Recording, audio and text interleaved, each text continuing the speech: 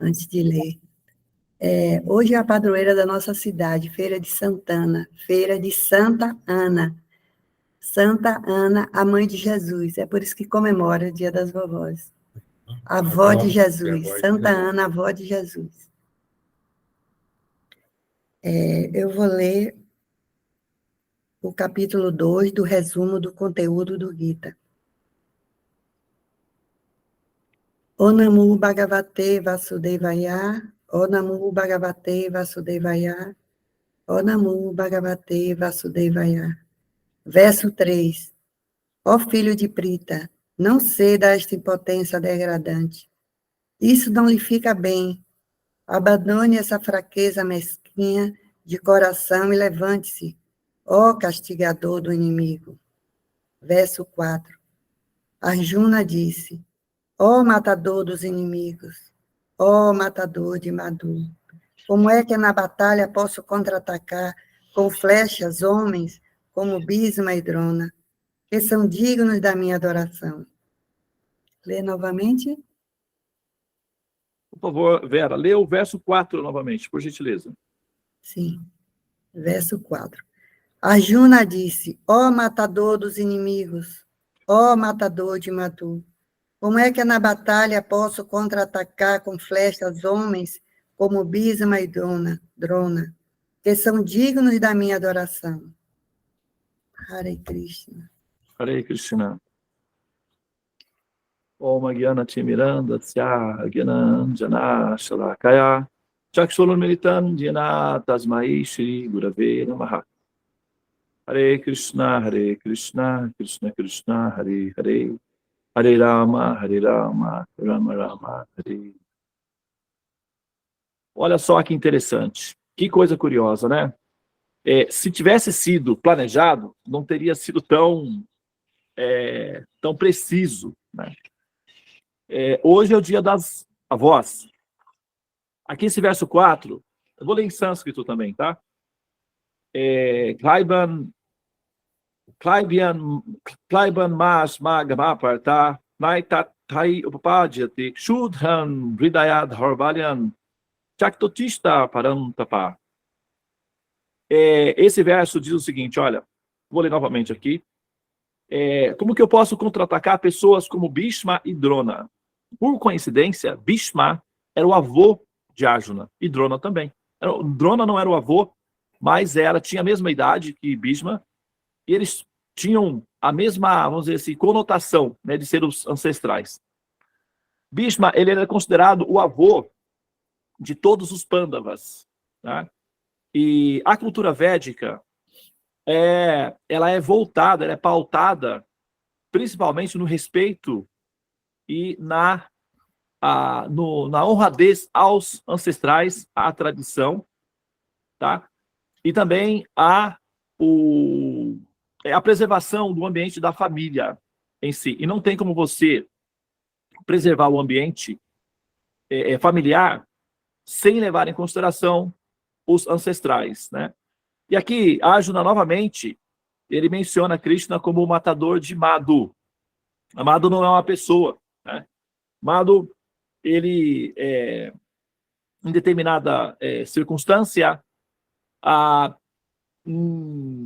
uma espécie, na lila, nos chamados passatempos de Krishna, uma criatura que, na forma de um burro, um cavalo, né, assim, causava uma certa perturbação no vilarejo onde Krishna vivia com os seus amigos e familiares, e esse animal, ele foi então possuído por uma entidade, um espírito possessivo, né, demoníaco, e tentou agredir ou atacar os membros, não é, ali da vila, do vilarejo. E Krishna então teria protegido os seus amigos, matando essa criatura que estava então tentando, né, matar os seus amigos. Então ele é chamado matador de Madhu. E Madhu, né, na consideração de um ser demoníaco, como a Arjuna está mencionando aqui, também a palavra indica dúvidas. Então, novamente, ele está aqui trazendo na pauta que elimine minhas dúvidas, né? O matador das dúvidas, ou aquele que elimina as dúvidas, que tira as dúvidas. Como é que eu vou atirar flechas no meu avô? O que justificaria uma ação como essa e que fosse considerada honra? Porque isso parece que vai de encontro a todos os preceitos das Escrituras e do bom senso. Essa é a diferença entre um ser com coerência de um ser meramente, assim, com o que a gente chama hoje de fanatismo, né, religioso, ou de simplesmente cegamente seguir uma instrução. Arjuna, ele está diante do Supremo e ele está fazendo argumentações inteligentes perante Deus, questionando as orientações. Então, Krishna está orientando Arjuna a defender a sua própria vida. Esse é o ponto de partida de Krishna. É dharma, é dever de uma pessoa defender a sua própria vida quando outros estão tentando atacá-lo, tá? E, nesse caso, você tem que cumprir o dharma. Você tem que lutar por uma questão de dever.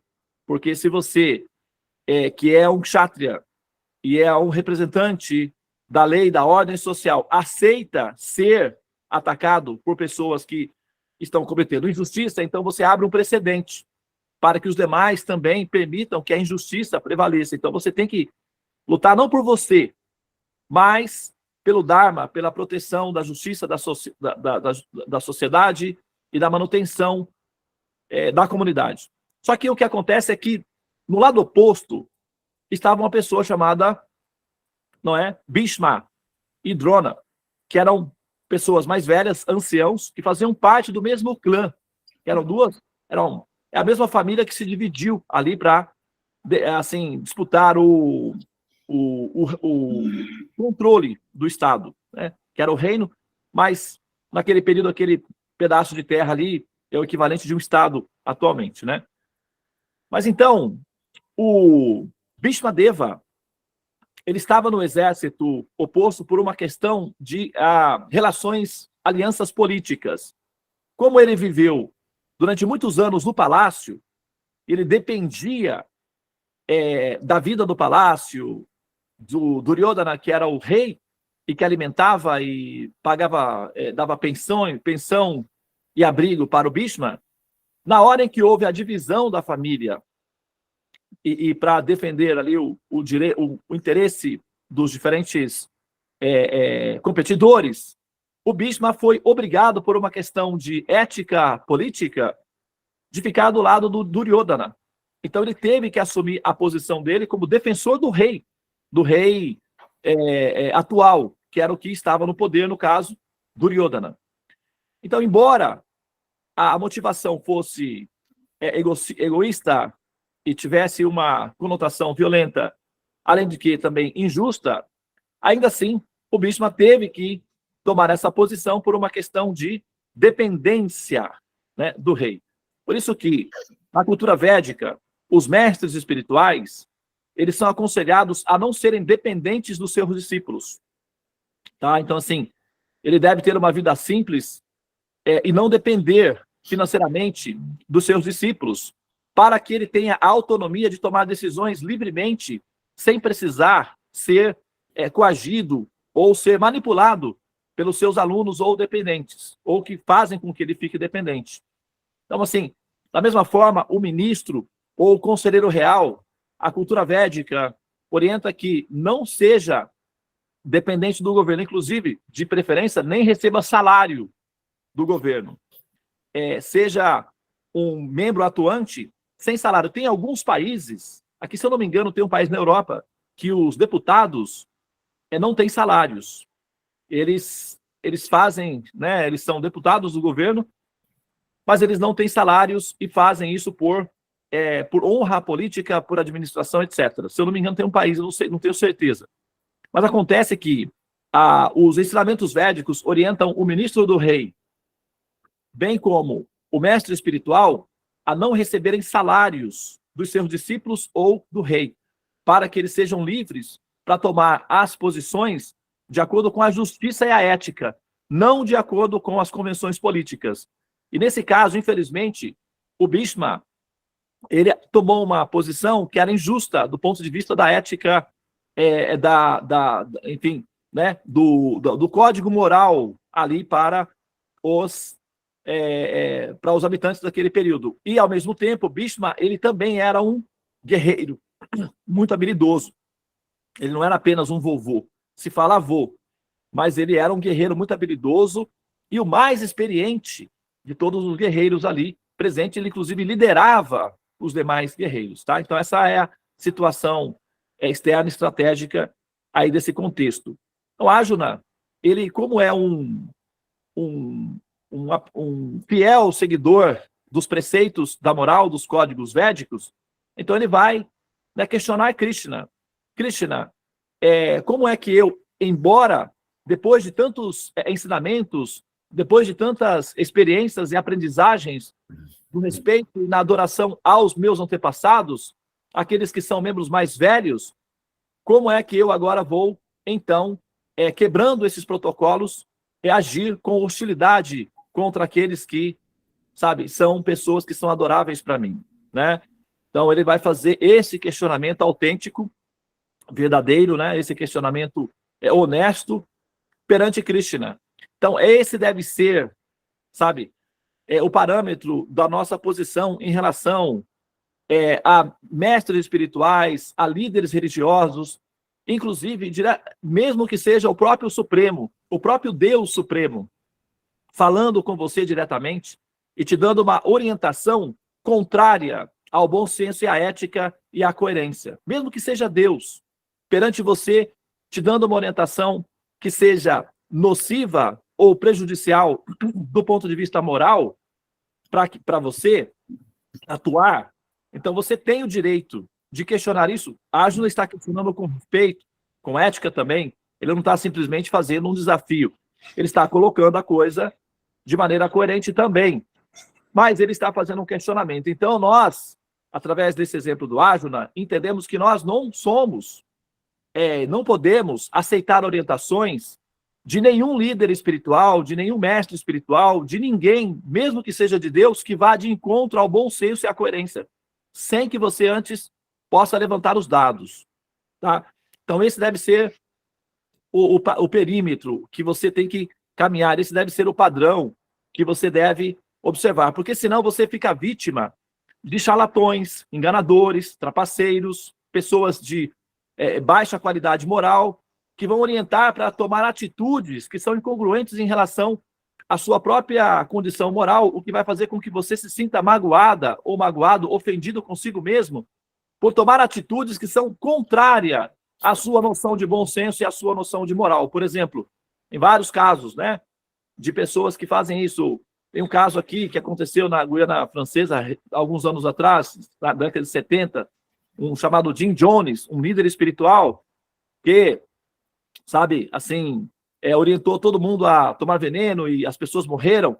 A gente vê aí líderes espirituais falando para as pessoas fazerem coisas absurdas, como, por exemplo, comer grama, sabe? Coisas, assim, absolutamente ridículas, com base de que é que Deus está mandando. Se Deus, a pessoa suprema, não tiver coerência, você pode dizer que, por favor, explique isso adequadamente, porque me parece incoerente a sua orientação.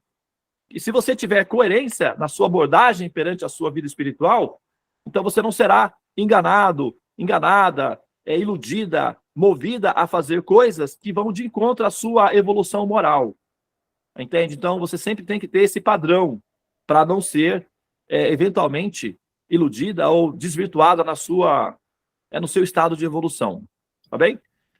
Então, era isso que eu tinha para falar hoje, voltando, né, assim, só para a gente poder lembrar isso daí, que é um dia especial, né, interessante. Até ontem eu mencionei, né, ontem à noite, durante a aula da Bhagavad Gita, eu mencionei a avó, né, de todos os cristãos, no caso, seria no caso a bisavó, né, a Santana, que é a mãe de Maria, né? Essa mulher era uma mulher piedosa, uma mulher religiosa, uma mulher casta, uma mulher dedicada ao seu marido.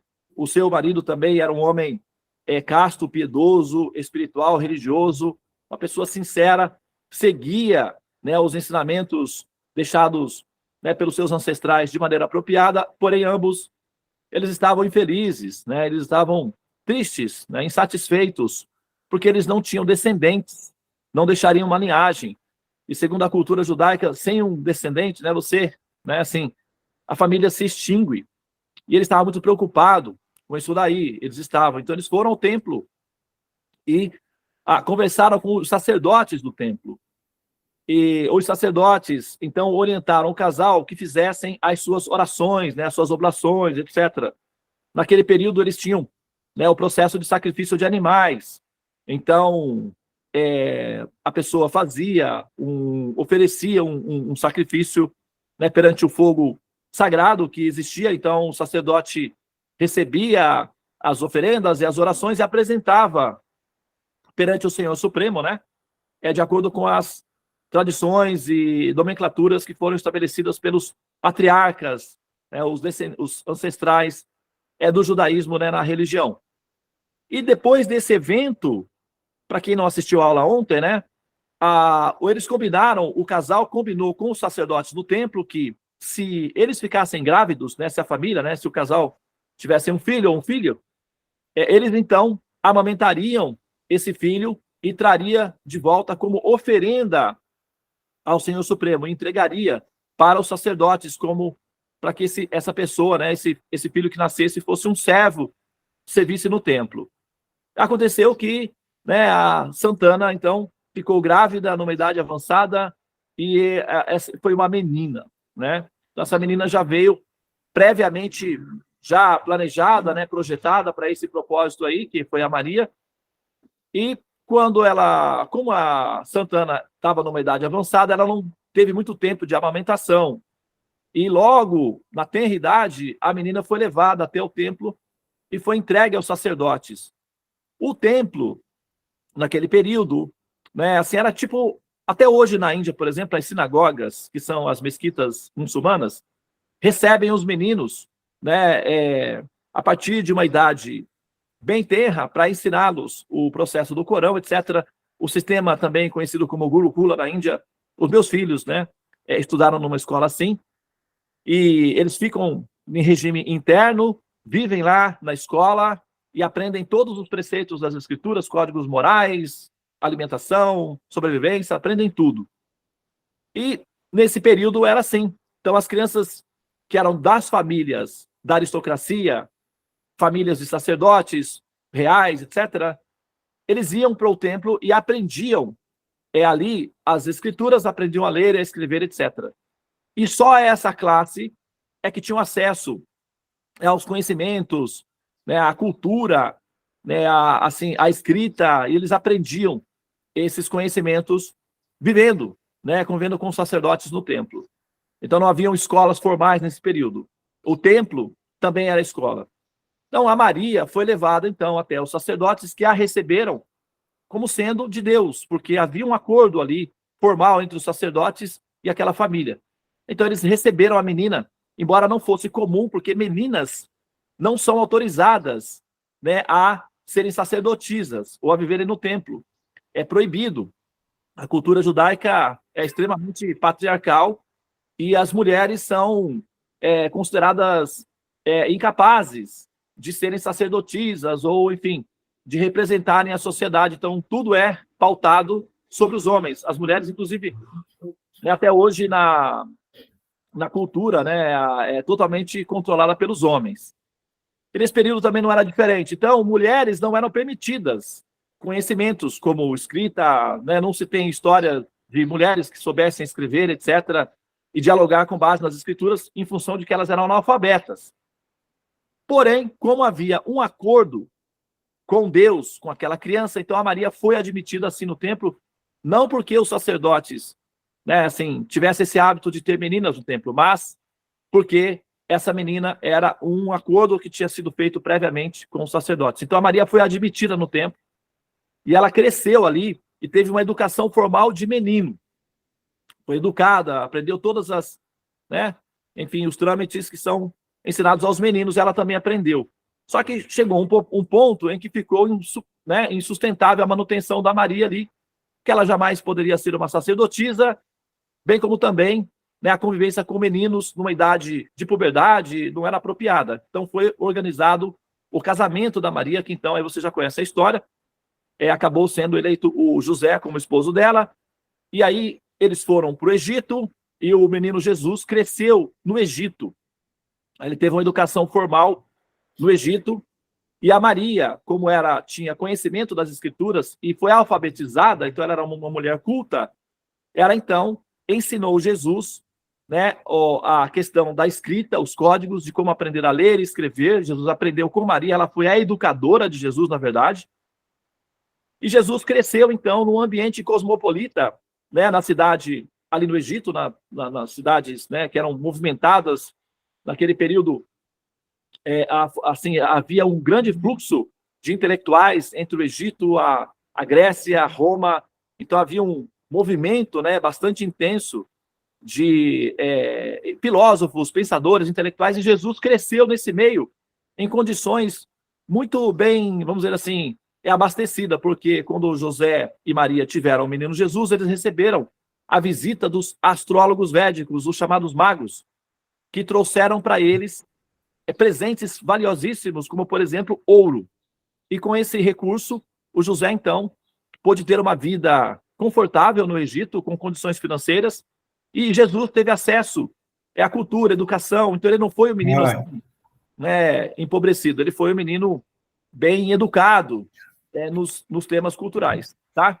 Isso tudo, né, falando assim, dessa forma, lembrando, né, essas mulheres que são ancestrais de toda uma comunidade, como são os cristãos, a humanidade, quase que 1 bilhão e 500 milhões de pessoas que se declaram, né, cristãos, que têm esses ancestrais aí como, sabe, assim como raiz, né, a Santana, que, assim, teve essa renúncia de entregar a filha no templo, que para receber educação formal, porque eles queriam, né, que o filho tivesse educação formal, fosse educado, não fosse uma criança, porque todos os pais querem que os filhos, né, sejam educados, façam faculdade, se formem, tenham bons trabalhos, tenham vida digna, etc. Todos os pais desejam isso. A Santana também desejava isso para o filho deles.